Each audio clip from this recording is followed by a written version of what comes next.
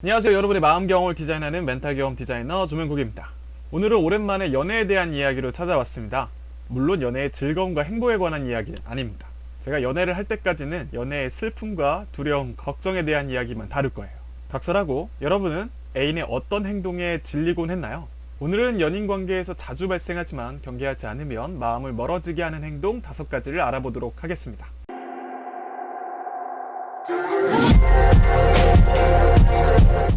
이 내용은 제가 존경하는 임상심리학 박사 가이 윈치 박사님의 글 5 Habits That Can Push Your Partner Away를 참고했으며 저의 예시와 설명을 포함합니다. 바로 넘어가 보죠. 첫 번째는 끊임없는 불평, 비난, 지적입니다. 의사소통의 황금 비율은 말하기의 80%가 긍정적이거나 중립적인 내용이고 나머지 20%가 비판 그리고 지적에 관련되어야 한다고 합니다. 하지만 어떤 커플은 이게 정반대인 경우가 있죠. 오직 20%만이 긍정적이고 중립적인 말을 하고 나머지 80%는 항상 불만과 불평 그리고 지시하는 내용이 가득 채워져 있습니다. 여러분도 경험을 통해 아시는 분도 계시겠지만 상대방이 늘 매일 어떤 데이트에서도 불평과 비판만 한다. 그럼 우리는 질릴 수밖에 없겠죠. 여기에 비교까지 더해지면 정말 끔찍한 결과를 만들어낼 수 있습니다. 그래서 누군가가 끊임없이 불평을 하면 상대방은 이 사람에게는 뭘 해도 불평만 오겠다라고 생각하면서 말하기, 제안하기를 이제 그만두게 되죠. 그러면서 점점 마음이 떠나게 됩니다. 두 번째로는 자기 주장, 말하기 능력의 불균형입니다. 한 사람이 다른 사람에 비해서 자기 주장이 강하고 또 말을 잘하는 경우가 있을 수 있습니다. 그런데 이게 불균형하면 말을 잘하는 사람은 되게 불공평한 이점을 얻을 수가 있습니다. 상대적으로 말을 잘 못하거나 자기 주장을 하기 어려운 사람은 자신이 설사 옳은 일이 있어도 자기 주장을 할 수가 없는 거예요. 왜냐하면 어차피 말싸움에서 질 거니까. 보통 이 대화가 지는 쪽에서는 이렇게 끝나죠. 알았어, 내가 잘못했어. 속으로는 이건 내가 잘못 안 한 것 같은데 하면서 씁쓸하게 마무리하게 되죠. 이런 상황이 반복되면은 어차피 논쟁에서 이길 수 없다는 생각이 들어서 자기의 솔직한 마음도 편하지 않고 점점 마음이 멀어지게 됩니다. 그리고 늘 자기 주장만 하는 그 사람에게 질릴 수밖에 없겠죠. 세 번째로는 정서적 고통에 대한 공감 부족입니다.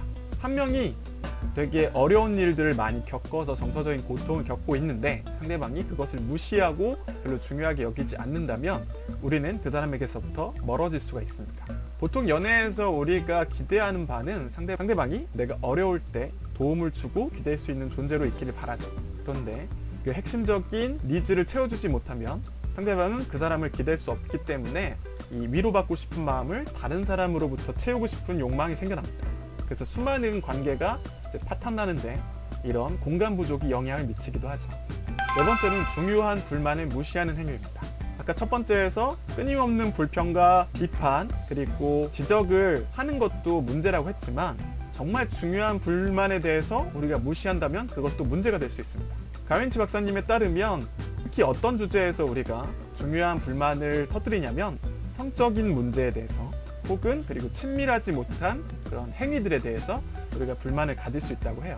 그래서 이제 은연중에 이런 부분에 대한 불만을 표시를 하는데 이 상대방이 그것들을 별로 중요하게 여기지 않거나 무시하게 되면 점점 마음이 떠나갈 수 있습니다. 특히 우리나라 같은 경우는 이제 성적인 부분에 대해서 솔직하게 말하는 것을 되게 두려워하는 부분이 있어서 이 부분에 대한 서운함이 쌓일 가능성이 높아요. 이런 불만과 불편함을 갖고 있는 사람이 계속 얘기하지만 상대방이 무시하면 엄청나게 큰 좌절과 상처로 남게 됩니다. 그럼 점점 이 사람에게 뭘 털어놔도 듣지 않을 거다라는 생각이 들어서 마음이 멀어질 수밖에 없겠죠. 마지막은 스마트폰만 보는 당신입니다. 저도 이 사례를 예전부터 느끼고 있었는데 제가 혼자 카페 같은 데 가서 작업을 하다 보면 커플들이 와서 이제 꽁냥꽁냥 되는 커플도 있는데 어떤 커플은 이제 음료를 시키고 앉아서 핸드폰만 보고 있는 거예요. 말도 잘 안 하고 그냥 서로 핸드폰만 쭉 보고 있어요. 이게 왜 그런가 하면 이제 어느 정도 스마트폰에 중독되었기 때문이겠죠? 혹은 서로 뭐 관심 없을 수도 있긴 하지만 연인보다 스마트폰에 집중하는 현상이 반복된다면 점점 애정을 서로 잃어갈 겁니다. 먹을 때도 핸드폰 계속 보고 먹고 나서 이야기할 때도 계속 울리면 핸드폰 보고 심지어 어떤 분들은 이제 성관계를 할 때도 핸드폰을 계속 확인하는 사람도 있다고 합니다. 이런 중요한 순간에 나보다 핸드폰에 눈에 가기 시작한다면 그 사람은 상대에게 질릴 수밖에 없겠죠. 그래서 이 습관을 끊어내지 못하면 그 사람은 점점 본인과 멀어지게 될 겁니다. 근데 이런 행동들 하나하나를 살펴보면 사실 관계에서 일반적으로 나타나곤 합니다.